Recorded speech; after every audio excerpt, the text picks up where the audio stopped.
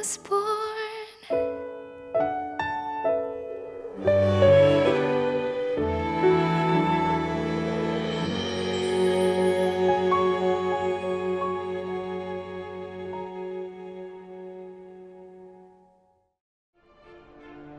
너희 유다의 남은 자여, 이제 여호와의 말씀을 들으라.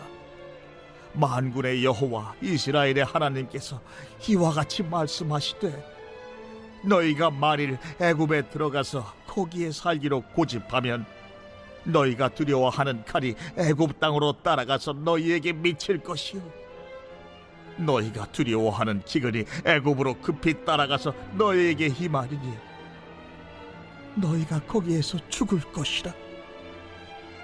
물은 애굽으로 들어가서 거기에 머물러 살기로 고집하는 모든 사람은 이와 같이 되리니 곧 칼과 기근과 전염병에 죽을 것인즉 내가 그들에게 내리는 재난을 벗어나서 남을 자 없으리라. 만군의 여호와 이스라엘의 하나님께서 이와 같이 말씀하시되, 나의 노여움과 불을 예루살렘 주민에게 부은 것 같이 너희가 애굽에 이를 때에 나의 불을 너희에게 부으리니 너희가 가증함과 놀램과 저주와 치욕거리가 될 것이라. 너희가 다시는 이 땅을 보지 못하리라 하시도다. 유다의 남은 자들아, 여호와께서 너희를 두고 하신 말씀에 너희는 애굽으로 가지 말라 하셨고, 나도 오늘 너희에게 경고한 것을 너희는 분명히 알라. 너희가 나를 너희 하나님 여호와께 보내며 이르기를, 우리를 위하여 우리 하나님 여호와께 기도하고 우리 하나님 여호와께서 말씀하신 대로 우리에게 전하라. 우리가 그대로 행하리라 하여 너희 마음을 속였느니라. 너희 하나님 여호와께서 나를 보내사 너희에게 명하신 말씀을 내가 오늘 너희에게 전하였어도 너희가 너희 하나님 여호와의 목소리를 도무지 순종하지 아니하였은지, 너희가 가서 머물려고 하는 곳에서 칼과 기근과 전염병에 죽을 줄 분명히 알지니라.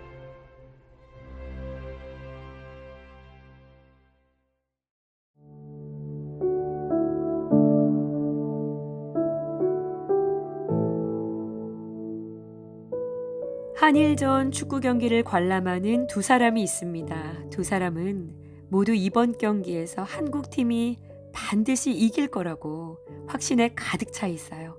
경기가 시작되었습니다. 이 두 사람은 힘껏 응원을 했어요. 할 수 있다! 그런데요, 한 20분쯤 지났을 때 한국팀 주전 선수가 부상을 당합니다. 조금 뒤에 또 한 선수가 부상으로 교체가 되었어요. 전반전이 막 끝나려는 찰나에 또 한 선수가 부상을 당했습니다. 하프타임이 되었어요. 확신을 가지고 한국팀을 응원하던 두 사람 중에 한 사람은 걱정이 이만저만 아닙니다. 아, 이게 될까? 주전 선수가 셋이나 부상을 당했으니. 그런데 또 한 사람은 여전히 싱글벙글하며 할 수 있다고 응원을 합니다. 실은 이 사람은요, 어젯밤에 한국팀이 이기는 꿈을 꿨던 거예요. 여러분, 이 두 사람의 확신은 똑같아 보였지만 전혀 다른 것에 근거하는 확신이었죠. 무엇에 근거하고 있었는지를 찾을 수 있으시겠죠. 선수가 부상을 당하자 점점 확신이 흔들리던 사람은 조건과 환경에 기인한 확신을 가지고 있었던 겁니다. 승리할 수 있는 확신을 선수의 실력에 두고 있었던 것이죠. 그러니 이길 만한 조건과 또 이유가 사라져버리자 이 사람의 확신은 함께 사라져버린 겁니다. 그런데 후자의 사람은 어떻게 흔들리지 않고 계속해서 응원할 힘을 낼 수 있었나요? 자기가 꾸었던 꿈이 이루어질 거라고 확실히 믿고 있었기 때문에 선수들이 다쳐도 이길 수 있다는 생각을 하면서 응원을 한 겁니다. 이길 수 있다! 확신으로 충만해 보였던 두 사람의 믿음은 실은 같은 믿음은 아니었던 것인데요. 42장에 계속되고 있는 이 유다 땅의 남은 자들, 이들의 믿음의 모습 또한 이러한 모습이었던 것 같다는 생각이 들어요. 넘치는 믿음의 사람들처럼 보였던 남은 자들이었죠. 할 일이 무엇인지, 갈 길은 어디인지, 할 일과 갈 길을 묻기 위해 예레미야를 찾았고 또 기도를 부탁했습니다. 어떠한 응답이어도 그 응답에 순종하겠다고 스스로 약속을 했죠. 순종할 때 복을 얻게 될 것이다 라는 것도 아주 잘 알고 있었습니다. 그리고 정말 조급했을 텐데요. 예레미야에게 하나님의 응답이 주어질 때까지 열흘이나 기다리는 수고도 감당을 했죠. 그 전에 움직이지 않았습니다. 그런데요, 그들과 함께 그 열흘 동안 섞여 살았던 예레미야가 그 열흘간의 그들의 삶의 방향을 경험하며 이들의 말과 고백과 약속과는 전혀 달랐던 이들 마음속 깊은 내면의 욕망을 확인하게 되었던 것 같습니다. 물론 하나님은 이들의 그 깊은 내면의 생각을 누구보다 잘 알고 계셨겠죠.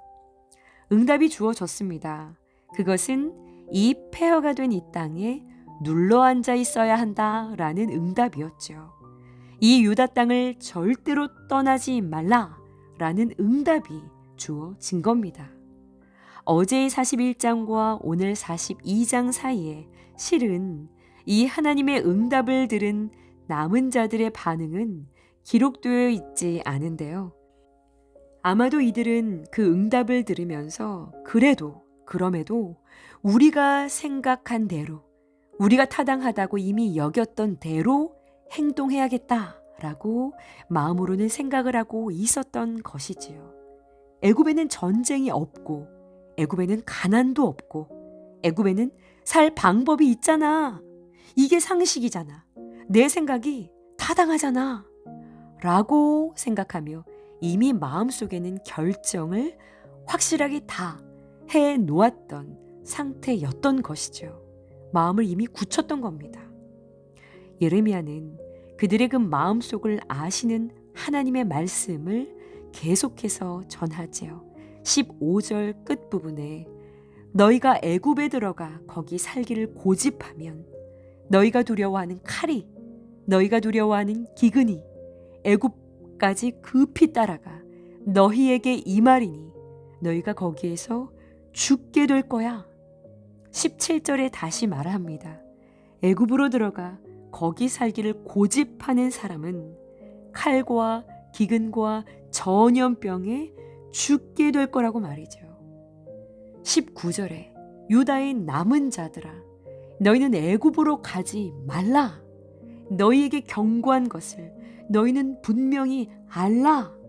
거듭거듭 고집을 피우는 그들에게 확실하고 분명하게 말씀을 하시지만 이렇게 확실한 말씀과 뜻 앞에서 그들은 실은 굉장한 믿음이 있었던 것처럼 보였지만 모든 것을 따를 것처럼 말했었지만 실은 그 마음과 중심에 그들은 그들의 이 고집과 결단에서 한 걸음도 물러설 생각이 애초부터 없었던 것이었습니다.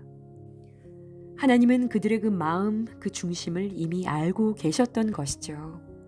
그렇다면 이전에 보여주었던 이들의 용기, 참 나이스했던 그 모습들은 도대체 무엇에 근거하고 있었던 믿음이었을까요?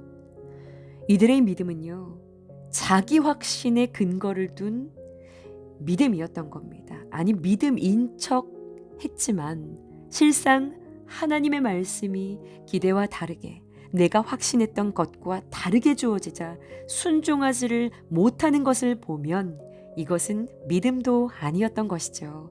그저 한낱 자기 확신을 가지고 서 있었던, 주님을 따라가고 있었던 것처럼 보였지만 자기 확신을 가지고 주님을 따랐던 종교인의 모습을 가지고 있었던 겁니다. 하나님이 나와 함께 하시겠지. 하나님이 나를 용서하셨겠지. 나는 구원 받았겠지. 여러분, 이것이 흔들리지 않으려면 무엇에 근거를 두어야 합니까? 변하지 않는 말씀에 근거를 둔 믿음이어야 하는 것이죠. 말씀에 근거를 둔 믿음은 말씀에 순종하는 것으로 나타나게 되어 있습니다. 드러납니다. 그런데 자기 확신처럼 보여지는 믿음으로 포장된 이 자기 확신만을 가지고 있는 사람들은 정말 그냥 내 마음대로 합니다. 말씀 따로, 내 삶 따로, 따로 순종하고 싶은 것만 골라서 순종하죠. 이것은 믿음으로 변장되어 있는 자기 확신인 겁니다.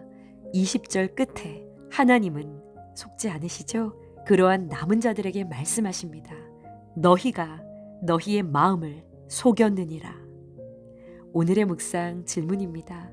나의 확신과 믿음은 말씀에 근거한 확신이 분명합니까? 그 증거로 말씀에 대한 순종이 뒤따르고 있습니까? 우리는 정말 믿음 있는 것처럼 보이지만 실상은 자기 확신에 기대어 살아갈 때가 참 많습니다.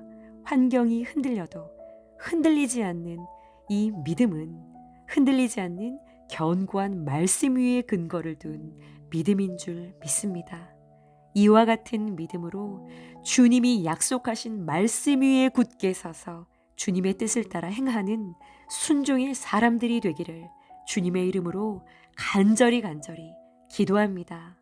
함께 기도하시겠습니다. 우리 안에 고집스러움을, 완고함을 무너뜨려 주시고 말씀 앞에 진실하게 순전하게 서게 하여 주옵소서. 환경을 따라 요동하는 마음과 믿음이 아닌 견고하여 변치 않고 어떠하여도 흔들리지 않는 말씀 위에 선 믿음으로 끝까지 부끄럼 없이 주를 따를 수 있는 우리 모두가 되게 하여 주옵소서. 주여 도와 주옵소서.